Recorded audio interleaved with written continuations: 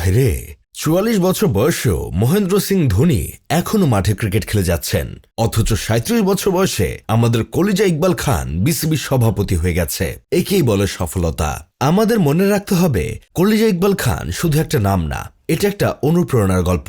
প্রজন্মের পর প্রজন্ম এই নাম মনে রাখবে আর খাস বাংলায় গালি দিবে, দুঃখিত মাফ করবেন, খাস বাংলায় দোয়া করবে। রোহিত শর্মার আন্তর্জাতিক ক্রিকেটে অভিষেক হয়েছিল ২০০৭ সালের ২৩ জুন আয়ারল্যান্ডের বিপক্ষে একটি ওয়ানডে ম্যাচ দিয়ে। সে মানুষটা এখনো ক্রিকেট খেলছে, চুলদাড়ি পেকে গেছে, কিন্তু মাঠ ছাড়ার নাম নেই। মনে হয় মাঠের মাটির সাথেই চুক্তি করে ফেলেছে, সারাক্ষণ মাঠ কামড়ে পড়ে থাকে। ছি ছি ছি, এর চেয়ে লজ্জার আর কি বা হতে পারে। অন্যদিকে বিরাট কোহলির আন্তর্জাতিক অভিষেক ২০০৮ সালের ১৮ আগস্ট শ্রীলঙ্কার বিপক্ষে ডাম্বুলায়। সেই যে মাঠে নামলেন, আর উঠার নাম নেই। এখনো খেলে যাচ্ছেন, রান করছেন, দলের জন্য লড়ছেন। কি অদ্ভুত মানসিকতা। অথচ তাদের সময় অভিষেক হয়েছিল আমাদের কলিজা ইকবাল খানের। ২০০৭ সালের ৯ ফেব্রুয়ারি জিম্বাবুয়ের বিপক্ষে একটি ওয়ানডে ম্যাচ দিয়ে আন্তর্জাতিক ক্রিকেটে পা রাখেন তিনি। কিন্তু ২০২০ সালের পর থেকে তিনি বুঝে গিয়েছিলেন উনার দ্বারা আর যাই হোক ক্রিকেট হবে না। তাই তিনি সময় নষ্ট না করে বেছে নিলেন ভিন্ন পথ।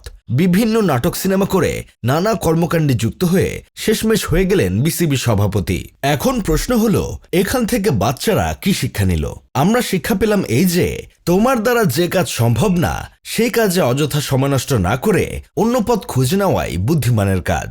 ঠিক এই কাজটাই করেছেন আমাদের কলিজা ইকবাল খান, তাই আজ তিনি সফল। একবার চিন্তা করেন ভাই, অন্য দেশের প্লেয়াররা খেলা থেকে অবসর নেওয়ার পর নতুন প্রজন্ম তৈরি করে, কোচিংয়ে যায়, ভবিষ্যৎ গড়ে। অথচ আমাদের দেশের অনেক প্লেয়ার খেলার চেয়ে ক্ষমতার চেয়ার পাওয়ার জন্য বেশি আগ্রহী হয়ে ওঠে। চেয়ার দখলের জন্য চলে অদৃশ্য প্রতিযোগিতা, কামড়াকামড়ি।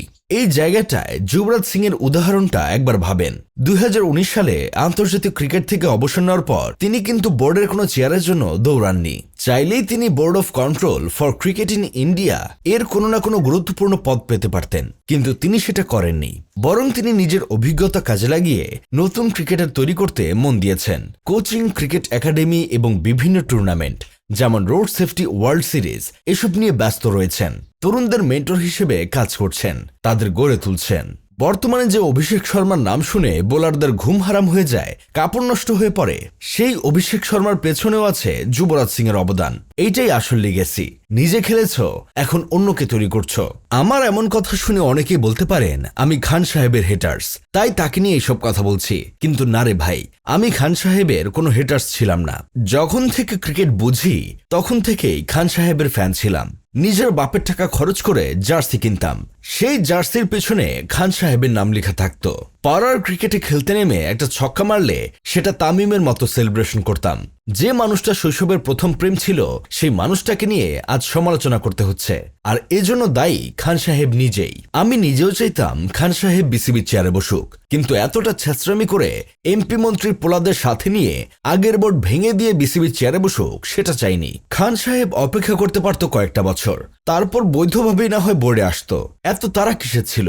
যাই হোক, শেষমেশ আমি গোলাম হোসেন একটা কাজের কথা কই। খুব খারাপ লাগে নিজের পছন্দের প্লেয়ার নিয়ে সমালোচনা করতে।